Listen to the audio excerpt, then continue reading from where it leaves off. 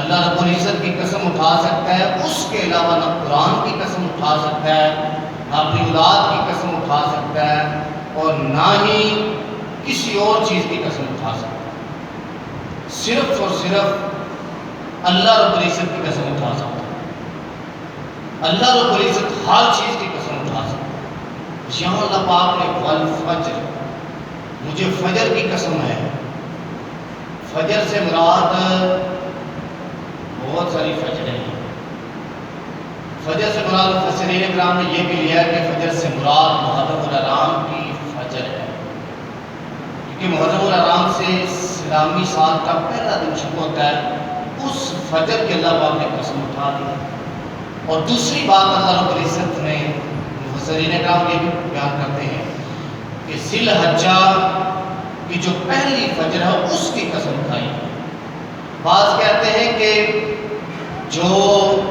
قربانی دی جاتی ہے اور عید الاضحیٰ کی جو صبح ہے اس کی فجر اللہ رب العزت نے، بعض کہتے ہیں مطلقاً جو فجر ہے اللہ رب العزت نے اس کی قسم کھائی ہے، کیونکہ رات کا اندھیرا ختم کرتی ہے یہ صبح اور روشنی کو لاتی ہے، اندھیرے کو ختم کرتی ہے، روشنی لاتی ہے، اس لیے اس کا نام فجر ہے۔ اور اللہ رب العزت اس فجر کی قسم کھاتا ہے جو اندھیرے کو دور کرتی ہے اور روشنی لاتی ہے، اس فجر کی قسم۔ بعض مفسرین کرام نے یہ بھی مراد لیا ہے کہ فجر سے مراد ہر صبح لی جاتی ہے، کہ جو ہی صبح ہوتی ہے ہر جاندار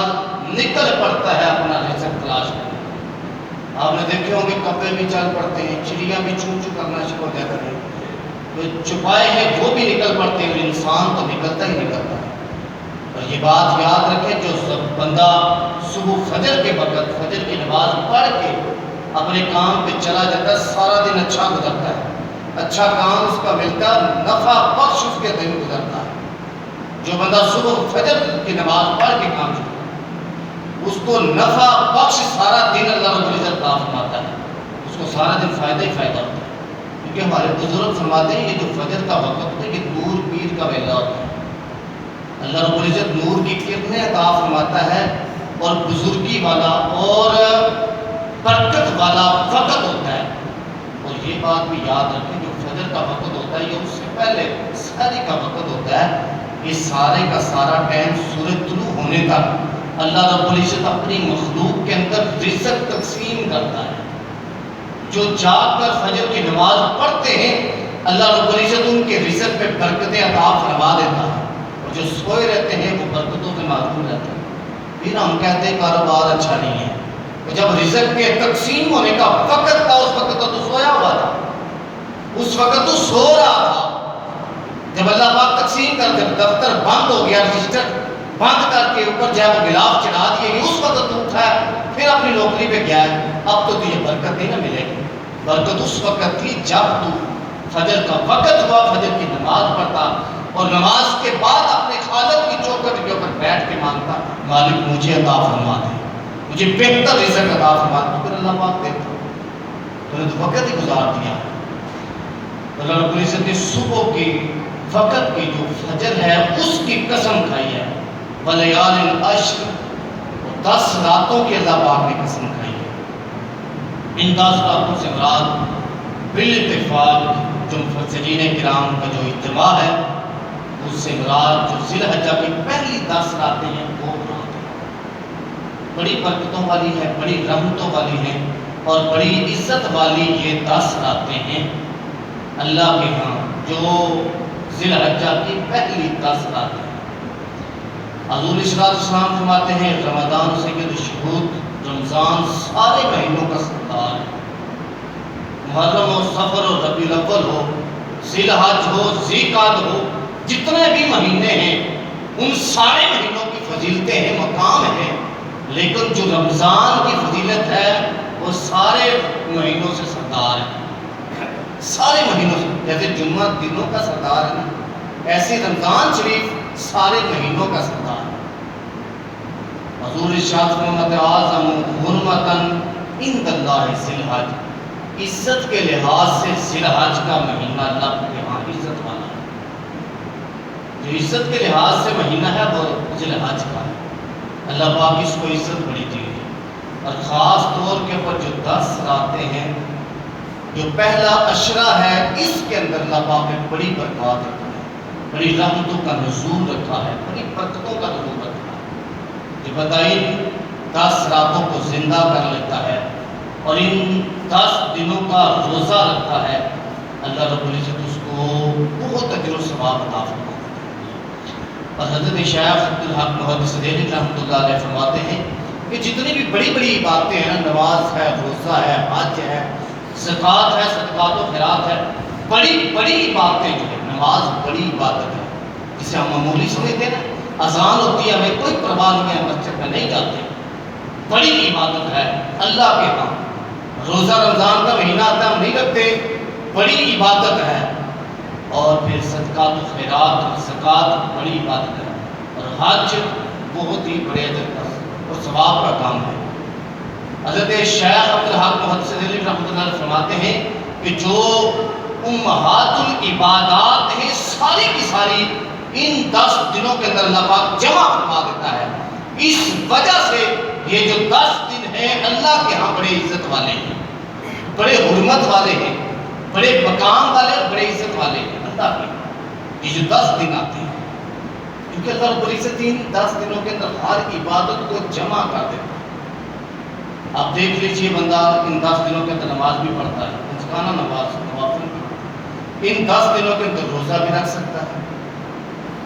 اہم عبادت ہے۔ ان 10 دنوں کے اندر صدقات و خیرات، زکوٰۃ بھی دے سکتا ہے ان 10 دنوں کے اندر، اور ان 10 دنوں کے اندر ہی حج بھی بندہ کر سکتا ہے۔ رمضان شریف کے اندر کوئی بندہ حج نہیں کر سکتا، چاہے وہ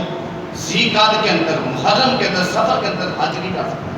لیکن یہ جو پہلا عشرہ ہے اس کے اندر اللہ پاک نے ساری عبادتوں کو اکٹھا کر دیا ہے۔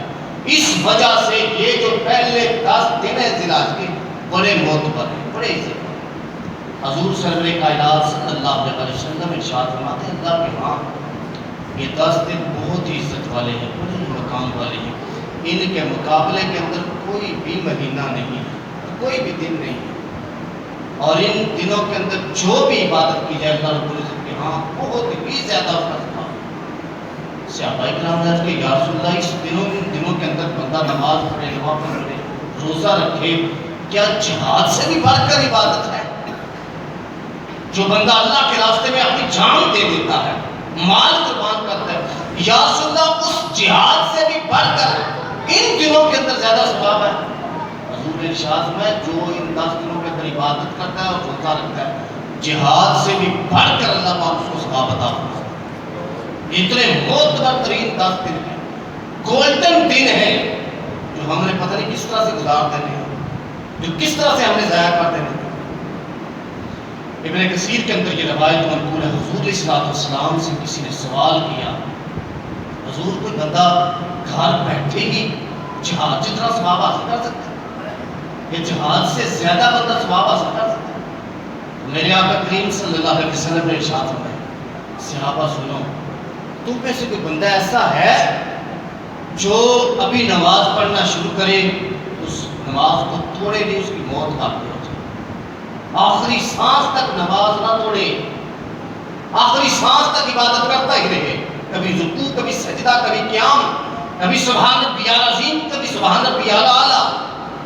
اللہ کی تسبیحات تحلیلات کے اندر گزار دے، کچھ کھائے بھی نہیں، پیے بھی نہیں، ابھی نماز شروع کرے، آخری سانس تک نماز نہ توڑے،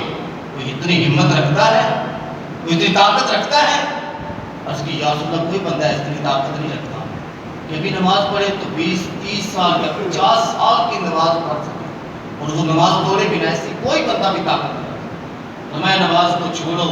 تم میں سے کوئی بندہ ایسا ہے جو ابھی روزہ رکھے اور آخری سانس تک روزے کی حالت میں ہی رہے، روزہ نہ توڑے، 1 دن کا، 2 دن کا، 4 دن کا، 10 سال کا یا 20 یا 30 سال کا روزہ رکھے، وہ روزہ افطار نہ کرے، تم میں سے کسی کی اتنی ہمت ہے؟ عرض کی یا رسول اللہ ہم میں سے کوئی بھی اتنا طاقتور نہیں ہے کہ روزہ رکھ لے اس کے بعد افطاری نہ کر سکے، ساری زندگی کا روزہ کوئی بندہ بھی نہیں رکھ سکتا۔ میرے آقا کریم صلی اللہ علیہ وسلم نے فرمایا کہ بندہ کوئی ایسا نہیں ہے کہ ابھی روزہ رکھے اور ساری زندگی کا رکھے رہے، ابھی نماز شروع کر لے اور ساری زندگی نماز کو توڑے نہیں، اتنا بندہ ہے نہیں۔ لیکن میں تمہیں بتانا چاہتا ہوں، کوئی بندہ اگر اللہ پاک کسی کو ہمت عطا فرمائے، ساری زندگی نماز کے اندر گزار دے، ساری زندگی روزے کے اندر گزار دے، نہ ساری زندگی کچھ کھائے نہ پیے، نماز توڑے بھی نہ، ساری زندگی نماز کے اندر صیام کے اندر گزار دے، اللہ کے پیارے حبیب علیہ السلام ارشاد فرماتے ہیں اتنا اس بندے کو ثواب نہیں ملتا جتنا جہاد والے کو ثواب اللہ پاک عطا فرماتا ہے۔ جو بندہ اپنی جان اور مال لے کر اللہ کے راستے میں قربان کر دیتا ہے نا، اللہ رب العزت ساری زندگی روزے کا ثواب بھی عطا فرماتا ہے اور ساری زندگی نماز کا بھی ثواب عطا فرماتا ہے۔ اور جہاد کے دوران جو اس کی نمازیں رہ جاتی یا کوئی اس کی عبادات رہ جاتی، بندہ کسی کے جب وہ بیمار کرسی کرنے کے لیے جاتا ہے، تیمارداری کرنے کے لیے جاتا ہے، یا کوئی نیکیاں کیا کرتا تھا لیکن وہ جہاد کے اندر مشغول ہو گیا، اللہ پاک ان ساری نیکیوں کا اجر و ثواب اس کو عطا فرماتا ہے۔ یہ اللہ رب العزت کے ہاں اس کو اجر ہے۔ تو فرمایا حج کا، جہاد کا اتنا بڑا ثواب ہے کہ ساری زندگی نماز پڑھے، ساری زندگی روزہ رکھے، لیکن ایک دن کا کسی نے جہاد کر لیا تو یہ نمازی، یہ روزہ دار اس کی شان کو نہیں پہنچ سکتا۔ لیکن جو بندہ اس ان ایام کے اندر، جو ذی الحجہ کی پہلی تاریخ سے لے کر 10 ذی الحجہ تک، یہ جو ایام جو پہلا عشرہ گزرتا ہے، اس کے اندر کوئی بندہ ایک روزہ رکھ لیتا ہے یا کوئی بندہ رات کو جا کر عبادت کرتا ہے، اللہ پاک ساری زندگی نماز پڑھنے والے سے، ساری زندگی روزہ رکھنے والے سے اور ساری زندگی جہاد کرنے والے سے بھی زیادہ اس کو ثواب عطا فرما دیتا ہے۔ گھر بیٹھے ہی صرف بندہ روزہ رکھ لے، گھر بیٹھے ہی نمازیں پڑھتا رہے، رات کو قیام کرے، اللہ رب العزت جہاد سے بھی زیادہ فضیلت والا ثواب اس بندے کو عطا فرما دیتا ہے۔ تو اس حدیث مبارکہ سے یہ پتہ چلتا ہے کہ یہ جو دن ہیں بڑے سنہری دن ہیں، یہ جو ایام آ رہے ہیں، ابھی چاند نکلا نہیں، ابھی 27 یا 28 تاریخ ہے، 2-3 دن بعد چاند نکل آئے گا، تو یہ بہت سنہری دن آ رہے ہیں، یکم ذی الحج سے لے کر تو 10 ذی الحج تک، یہ جو پہلا عشرہ آتا ہے بڑے گولڈن ہے، اللہ کے ہاں ان کی بڑی عزت ہے۔ جو بندہ رات کو قیام کرتا ہے اور دن کو روزہ رکھتا ہے، بے پناہ ثواب اس کو ملتا ہے۔ اتنا جائے وہ حاجی کو حج کا ثواب نہیں ملتا جتنا اللہ رب العزت اس کو عطا فرما دیتا ہے، اتنا مجاہد کو جہاد کا ثواب نہیں ملتا جتنا اس روزے دار کو اللہ پاک کا ثواب عطا فرماتا ہے۔ اس کے علاوہ بہت سارے اللہ پاک کے فضل ہیں اس مہینے کے اندر، بڑے کرم ہیں۔ حضور صلی اللہ علیہ وسلم کی حدیث سے مبارکہ، جو بندہ قربانی ذی الحج کے دنوں کے اندر کرتا ہے، 10 ذی الحج کو قربانی کرنے کا ارادہ رکھتا ہے، حضور صلی اللہ علیہ وسلم کو اس بندے کے بارے میں ارشاد ہے، جو بندہ صاحب استطاعت ہے اس کے بعد قربانی فرض ہے، واجب ہے، جس کے پاس 52.5 تولہ چاندی کے مترادف پیسے ہیں، اتنی دولت، اتنا کاروبار ہے، اس بندے کے اوپر ہر سال قربانی واجب ہوتی ہے، اور سال کا گزرنا بھی لازم نہیں ہے، جیسا زکوٰۃ کے لیے سال کا گزرنا لازمی ہوتا ہے، پورا سال گزرے پھر بندہ زکوٰۃ دیتا ہے، اس کے لیے نہیں ہوتا قربانی کے لیے۔ آج ہمارے پاس اتنی دولت آ گئی ہے، ہم نے قربانی کرنی ہے، بلکہ ایک دن پہلے یا اسی دن اتنی دولت آ جاتی ہے، اس بندے کے اوپر قربانی واجب ہو جاتی ہے، جو صاحب استطاعت ہونے کے باوجود قربانی نہ کرے۔ حضور نے فرمایا ایسے لوگوں کو ہمارے عیدگاہوں کی طرف آنے کی ضرورت نہیں ہے، پرے ہی رہیں، دور ہی رہیں۔ تو جو لوگ قربانی کرتے ہیں ان کے بارے میں میرے آقا کریم صلی اللہ علیہ وسلم نے ارشاد فرمایا، حضور ارشاد فرمایا اذا رأیتم ہلال ذی الحج واراد احدکم ان یضحی فلا یاخذ من شعرہ وظفرہ شیئا۔ حضور ارشاد فرمایا جس بندے کا ارادہ ہو نا میں نے اس دفعہ قربانی کرنی ہے، جب ذی الحجہ کا چاند دیکھ لے اس کے بعد اپنے بال نہ کٹائے، اپنے ناخن نہ کٹوائے، روک دے۔ اب یہ 10 دن تک نہ بال کٹوائے تو نہ ناخن کٹوائے، نہ زیر بغل نہ زیر ناف، اپنے جسم میں سے کسی جگہ سے بھی بال نہ اتارے، بلکہ ان 10 دنوں کے اندر پرہیز کرے، بال اتارنے سے، شیو کروانے سے، خط کروانے سے، بال کٹوانے سے، ناخن کٹوانے سے، یہ 10 دنوں کی پرہیز جو بندہ کرتا ہے اسے قربانی بھی دینی ہے، قربانی کا ارادہ بھی ہے کہ میں قربانی بھی دوں گا۔ رسول اسلام صلی اللہ علیہ وسلم فرماتے ہیں کہ ہر لمحہ اللہ پاک اس کو نیکی عطا فرماتا رہے گا۔ ہر لمحہ سویا ہے پھر بھی نیکی کے اندر ہے، جاگ رہا ہے پھر بھی نیکی ہے، چل رہا ہے پھر بھی اللہ پاک ثواب عطا فرما رہا ہے، بیٹھا ہوا ہے پھر بھی اللہ پاک ثواب عطا رہا ہے، عبادت کر رہا ہے پھر بھی نیکی ہے، سو گیا پھر بھی نیکی کے اندر۔ یہ 10 دن کا جو پیریڈ ہے اللہ رب العزت ہر لمحہ ہر لحظہ اسے نیکیاں ہی عطا فرماتا رہتا ہے، نیکیوں کی بارش ہوتی رہتی ہے، رحمت اور کرم کی بارش اس بندے کے اوپر ہوتی رہتی ہے۔ جو بندہ ان 10 دنوں کے اندر اپنے بال نہیں اتارتا اور نیل نہیں اتارتا بلکہ پرہیز کرتا ہے، عید والے دن جا کے جب عید کی نماز کے بعد جب اپنے نیل کٹواتا ہے اور اپنے بال اترواتا ہے تو اس بندے کو ہر لمحہ ہر لحظہ ہر ساتھ کے اندر اللہ پاک نیکی عطا فرماتا ہے۔ وہ کھا رہا ہے، پی رہا ہے، چل رہا ہے، اٹھ رہا ہے، بیٹھ رہا ہے، گفتگو کر رہا ہے، لیکن اس کے نامہ اعمال کے اندر نیکیاں لکھی جا رہی ہیں۔ ہے کہ نہیں سستا سودا؟ بالکل فری کا، قربانی کرنی ہے لیکن نیل کٹنے چھوڑ دیے، بال کٹوانے کھاد کروانے کی چھوڑ دیا، اللہ پاک ہر ساتھ کے اندر ہر منٹ اور ہر سیکنڈ کے اندر نیکی عطا فرماتا ہے۔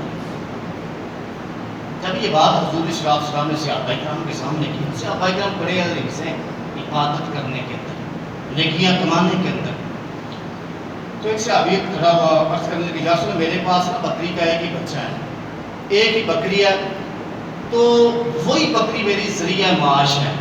اس کا میں دودھ دوہتا ہوں، خود بھی پیتا ہوں، اپنے خاندان کو بھی پلاتا ہوں، اپنے بچوں کو بھی پلاتا ہوں اور اپنے والدین کو بھی پلاتا ہوں، حضور اس بکری کو میں ذبح کر کے قربانی دے دوں؟ حضور اس کا ہم تو ایسے نہیں دے کہ کسی کا کاروبار ٹاپ کر دیں، کسی کے کاروبار کو جب ختم کر دیں، نہیں، کریم صلی اللہ علیہ وسلم نہیں، اس بکری کو رہنے دو، وہ اپنے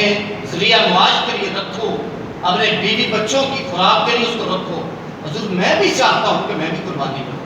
اور میں بھی قربانی جتنا ثواب حاصل کروں۔ میرے آقا کریم صلی اللہ علیہ وسلم نے ارشاد فرمایا تو کیوں پریشان ہوتا ہے؟ تجھے نہیں پتا جو میں دین لے کے آیا ہوں یہ سارے دینوں سے افضل ہے، اس دین کے اندر رحمت بھی ہے، برکت بھی ہے، فضل بھی ہے اور اللہ کا کرم بھی ہے۔ یہ جو دین دیا ہے سارے دینوں سے افضل ہے۔ آج تو لوگ جو ہے وہ ممبروں کے اوپر بیٹھ کر اور قومی اسمبلی کے اندر کھڑے ہو کر کہتے ہیں کہ سارے دین برابر ہیں۔ میں کہتا ہوں لعنت تیری سوچ کے اوپر اور لعنت تیری فکر کے اوپر۔ کہتا ہے کہ میں نے چرچ کے اندر عید کی نماز پڑھی ہے، میں نے فلاں عیسائی کے پیچھے نماز پڑھی ہے۔ میں نے کہا پھر تو مسلمان کس چیز کا ہے؟ ہم نے ایسے لوگوں کو ووٹ دیے، ہم نے ایسے لوگوں کو چنا جن کے پاس نہ دین ہے نہ اسلام ہے، نہ اسلام نام کی کوئی چیز ہے۔ وہ اسمبلی کے اندر کھڑا کے کہتا ہے کہ میں نے چرچ کے اندر جا کر نمازیں پڑھی ہیں۔ سارے دین جب وہ برابر ہیں، یہ بات یاد رکھیں قرآن کہتا ہے کہ جو بلندی والا اور حق والا دین ہے وہ صرف اسلام ہے، صرف اسلام ہے۔ جب اسلام آ گیا تو پھر کسی دین کی ضرورت نہیں ہے۔ پچھلے جمعے کو میں نے بتایا 2 فرق فاروق اعظم جنہیں تراب کے پکڑے ہوئے تھے، حضور نے غصہ فرمایا امت تجھے پتہ نہیں ہے جب قرآن آ جائے اس کے بعد کسی کتاب کی ضرورت ہی نہیں رہتی، اسلام آ جائے کسی دین کی ضرورت ہی نہیں رہتی، اسلام قیامت تک ہے اور کتاب قرآن مجید قیامت تک ہے۔ وہ کہتے ہیں سارے دین برابر ہیں۔ جو بندہ کہتا ہے نا سارے دین برابر ہیں وہ اسلام کی توہین کرتا ہے۔ جو بندہ اسلام کی یا شاعر اسلام کی توہین کرتا ہے وہ بندہ مرتد ہو جاتا ہے، وہ واجب القتل ہو جاتا ہے۔ ان لوگوں کو ہم نے چن کے اسمبلیوں کے اندر لایا ہے جنہیں نہ دین کا پتہ ہے نہ اسلام کا پتہ ہے، اور آئے دین کے اوپر اور اسلام کے اوپر جب وہ ہرزہ سرائی کرتے ہیں، جو منہ کے اندر الفاظ آتے ہیں بک دیتے ہیں۔ تو حضور صلی اللہ علیہ وسلم تو جو دین لائے سارے دینوں سے افضل ہے، کوئی دین اتنا افضل نہیں۔ وقت تھی ان دنوں کی جب ان کا وقت تھا، رات کی وقت تھی جب ان کا ٹائم تھا، ظہور کی وقت تھی جب ان کا ٹائم تھا۔ جب قرآن آ گیا پھر کسی دین کی ضرورت نہیں ہے اور کسی کتاب کی ضرورت نہیں ہے، صرف قرآن پاک کا قانون چلے گا اور قیامت تک چلے گا۔ مذاق سمجھا ہوا انہوں نے دین کو، جو منہ کے اندر آتا ہے بک دیتے ہیں، انہیں ہوش کے ناخن لینے چاہیے۔ اللہ کے پیارے حبیب علیہ السلام صحابی سے ارشاد فرماتے ہیں فرمایا تو غریب ہے، تجھے نہیں پتا ہمارا دین غریب پروری بھی کرتا ہے، دکھیوں کے دکھ دور کرتا ہے، جو پریشان حال ہیں ان کی پریشانیوں کو ہمارا دین ان کی پریشانی پریشانیاں دور کرتا ہے، ان کی مدد کرتا ہے۔ میں کیا ہوا تیرے پاس اتنی دولت نہیں ہے کہ تو بکرا ذبح کر سکے، تو کسی بیل کے اندر حصہ ڈال سکے، تو کسی اونٹ کے اندر حصہ ڈال کے قربانی کر سکے۔ میرے آقا کریم صلی اللہ علیہ وسلم جہاں امیروں کا خیال رکھتے تھے وہاں غریبوں کا بھی خیال رکھتے۔ یہ نہیں ہے کہ ایم صاحب صرف امیروں کے گھر جا کے دعوت کھاتے، غریب ترستے رہتے ہیں۔ چیئرمین صاحب سلام دعا اسی کے ساتھ رکھتے ہیں جو زیادہ دولت والا ہے، جو زیادہ لوگوں والا ہے۔ میرے آقا کریم ایسا نہیں کرتے، ہر غریب کا بھی احساس رکھتے، ہر امیر کا بھی کام۔ میں تو کیوں پریشان تھا؟ خص من شعری وزخری، شعری کا وزخری کا فلہو اجرہ تمام الودیہ۔ فرمایا جب عید الاضحیٰ کا اور یہ ذی الحجہ کا چاند نظر آ جائے، وہ صحابی پریشان نہ ہو، تو غریب ہے تو قربانی نہیں کر سکتا، تو پریشان نہ ہو۔ جب ذی الحجہ کا چاند نظر آ جائے تو نے نیل نہیں کاٹنے، تو نے اپنے بال نہیں ترشوانے، بلکہ یہ 10 دن تک نیل کو بھی بچا کے رکھنا ہے، بالوں کو بھی بچا کے رکھنا ہے، زیر ناف اور زیر بغل بھی بال نہیں اتارنے، یہ محفوظ رکھنے ہیں، 10 دنوں تک صبر کرنا ہے۔ اللہ پاک عید الاضحیٰ کے دن جب امیر قربانی کریں گے، بکرا قربان کرے گا، کوئی بھینس دے گا، کوئی اونٹ کی قربانی کرے گا، جہاں اونٹ کو قربانی کا ثواب ملے گا وہاں تجھے بھی اللہ پاک ثواب عطا فرما دے گا۔ یہ ہے دین، یہ ہے اسلام۔ اور دینوں کے اندر تلاش کر کے دیکھ لو جو کہتے ہیں کہ سارے دین برابر ہیں، ان دینوں کے اندر یہ ہوتا تھا کہ قربانی دیتا تھا کوئی، ایک بوٹی بھی کسی کو نصیب نہیں ہوتی تھی، ایک بال بھی قربانی کا، ایک سم، ایک سینگ بھی جب نصیب نہیں ہوتا تھا، بجلی آتی تھی اٹھا کے لے جاتی تھی، لیکن ثواب اتنا نہیں ملتا تھا۔ اللہ کے فضل سے، اس دین کی برکت سے، جو سارے دینوں سے اعلیٰ ہے، جو سارے چاہے وہ مذہبوں سے اعلیٰ ہے، اور جو سارے دینوں کو ختم کرنے والا ہے، اس کا فائدہ یہ ہے گوشت بھی تم کھا جاتے ہو، تم کھال بھی استعمال کر لیتے ہو، سم اور چاہے وہ پائے بھی کھا جاتے ہو، لیکن اس کے باوجود بھی اللہ پاک ان سے زیادہ تمہیں ثواب بھی عطا فرما دے گا۔ دیکھیے تھا فاروق اعظم رضی اللہ تعالیٰ نے عرض کیا یا رسول اللہ یہ اس بندے کے لیے ثواب ہے یا کسی اور کے لیے بھی؟ صحابہ دیکھو 1400 سال بعد والوں کا بھی، ہمارے جیسے غریبوں مسکینوں کا بھی خیال رکھتے تھے۔ یہ نہیں کہتے تھے کہ حضور نے ہمارے سامنے دین کو بیان کیا تو ہم ہی صرف اپنے سینے کے ساتھ لگائیں، نہیں، بعد والے لوگوں کا بھی حضور خیال رکھتے تھے۔ حضور یہ جو بندہ ہے آپ نے اس کو یہ ارشاد فرمایا کیا اسی کے لیے خاص ہے، یہ ثواب اس کو ہی ملے گا کہ یہ ناخن نہ کاٹے 10 دن اور اپنے بال نہ کٹوائے، خط وغیرہ نہ کروائے، تو اس کو ہی ثواب قربانی پوری کا ملے گا، یہ کسی اور کے لیے بھی ہے؟ حضور صلی اللہ علیہ وسلم نے فرمایا کہ میری پوری امت کے لیے، آج بھی تابعین کے لیے بھی، تبع تابعین کے لیے بھی، 1400 سال بعد بھی، اور قیامت تک کے لیے جتنے بھی میرے مسلمان ہوں گے، میرے بلا کلمہ پڑھنے والے ہوں گے، مجھے ماننے والے ہوں گے، جتنے بھی مسلمان ہیں وہ یہ 10 دن کا پیریڈ کر لیں، اللہ پاک ان کو پوری قربانی کا ثواب عطا فرما دے گا، پوری قربانی کا ثواب عطا فرما دے گا۔ یہ ہے اسلام کی برکتیں، یہ ہے دین کی برکتیں۔ آج وہ لوگ دوسرے دینوں کی باتیں کرتے ہیں، میں کہتا ہوں اپنے اسلام کو پڑھ کے تو دیکھو، ہمارے اسلام کو سمجھ کے تو دیکھو، کتنی برکتیں، رحمتیں اور فضل ہے اللہ پاک کا اسلام میں۔ یہ سارے دینوں سے افضل ہے، سارے مذہبوں سے یہ افضل ہے، کمی نہیں ہے اس کے اندر۔ سیدہ عائشہ صدیقہ رضی اللہ تعالی عنہا فرماتی ہے کہ حضور علیہ السلام مدینہ طیبہ کے اندر جب آئے تو وہاں ایک بندے کا پتہ چلا کہ جو ہی وہ ذی الحجہ کے ایام آتے تھے نا، پہلا ذی الحج آتا تھا، جب چاند نظر آتا اس دن سے لے کر پہلا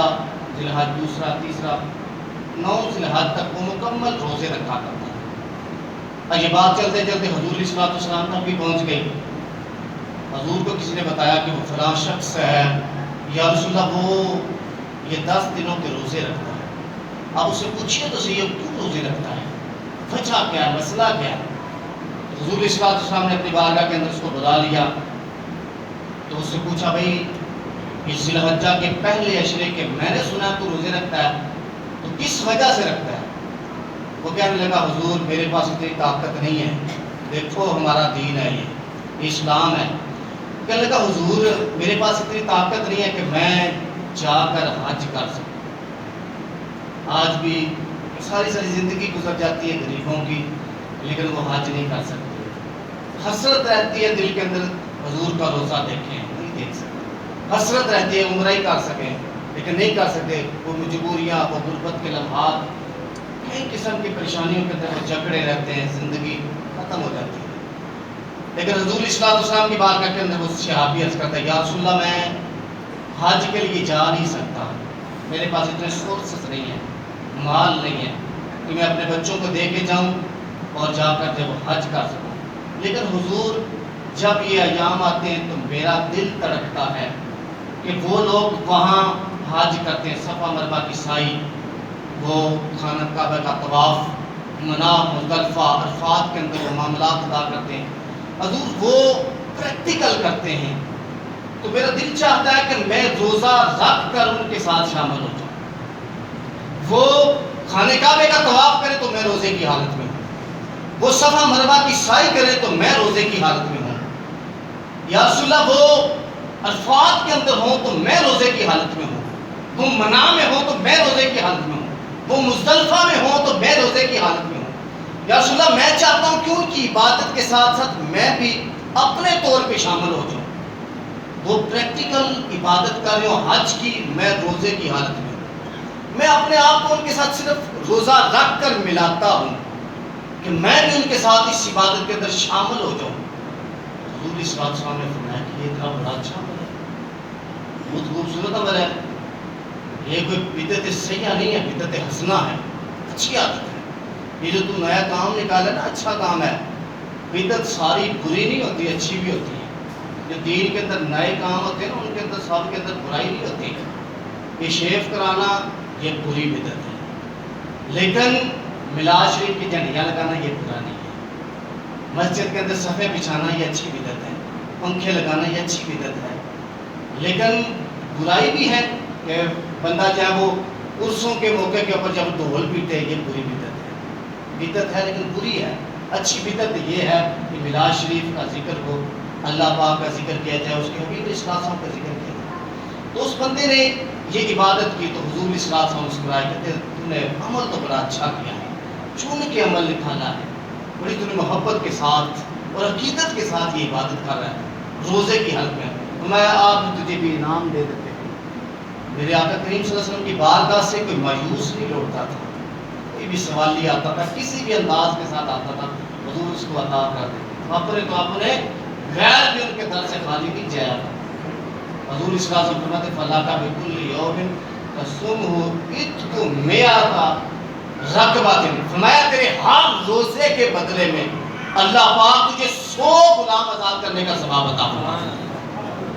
پہلی ذی الحجہ کا روزہ رکھا پھر بھی 100 غلام آزاد کا ثواب، دوسرے دن کا روزہ رکھا پھر بھی 100 غلام آزاد، تیسرے دن کا روزہ رکھا پھر بھی 100 غلام آزاد کرنے کا ثواب، حتیٰ کہ تم نے 7 دن کا روزہ رکھ لیا، ہر روز کے بدلے میں، ہر روزے کے بدلے میں اللہ پاک 100 غلام آزاد کرنے کا ثواب عطا۔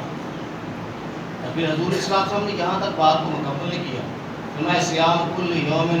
منہا کا سیام سنہ، فرمایا تو ایک روزہ رکھتا ہے نا ذی الحجہ کے دنوں کا، فرمایا وہ ایک روزہ نہیں ہے بلکہ پورے سال کا تمہیں روزہ رکھ لیا۔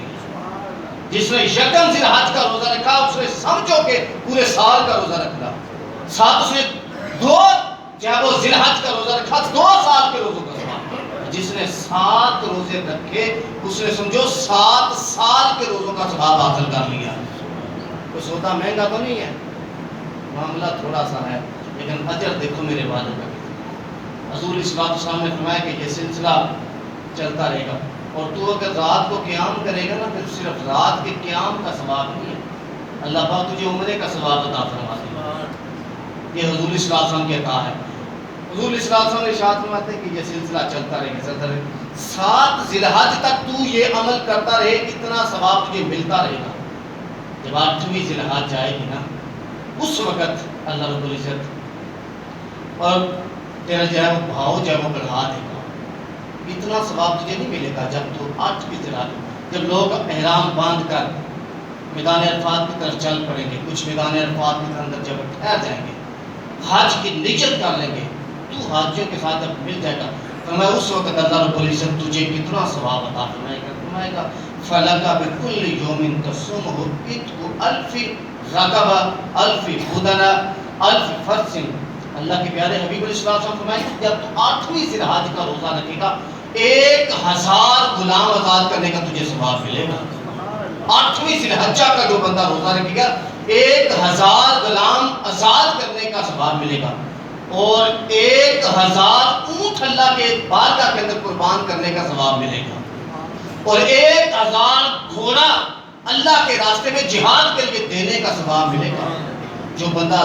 8 ذی الحج کا روزہ رکھے گا 8ویں ذی الحج کا روزہ رکھے گا اتنا بڑا ثواب ہے کہ 1000 غلام کے آزاد کرنے کا ثواب اور 1000 اونٹ اللہ کے راستے میں قربان کرنے کا ثواب اور 1000 گھوڑے اللہ کے راستے میں جہاد کے لیے دینے کا ثواب.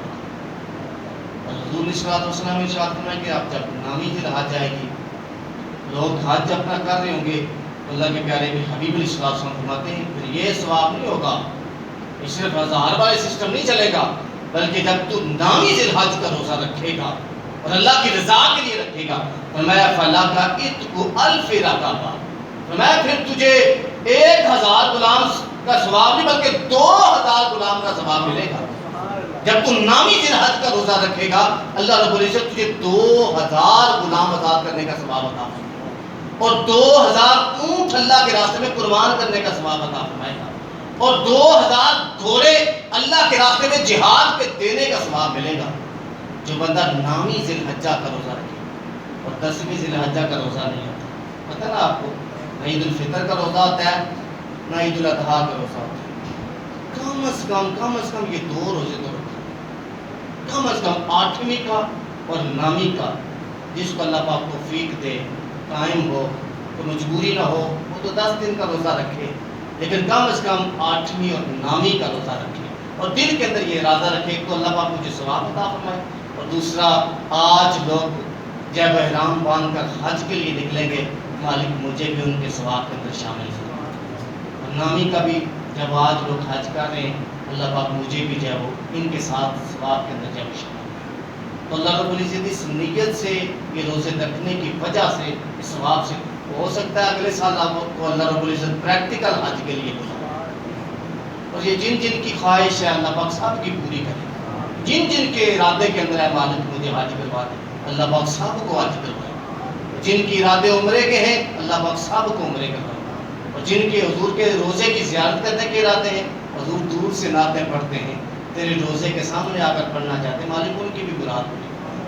تو میرے بھائیوں اللہ پاک دیکھیے امت مسلمہ کے لیے یہ پیکج رکھے ہیں یہ دوسری امتوں کے لیے دوسرے مذاہب کے لیے یہ نہیں ہے.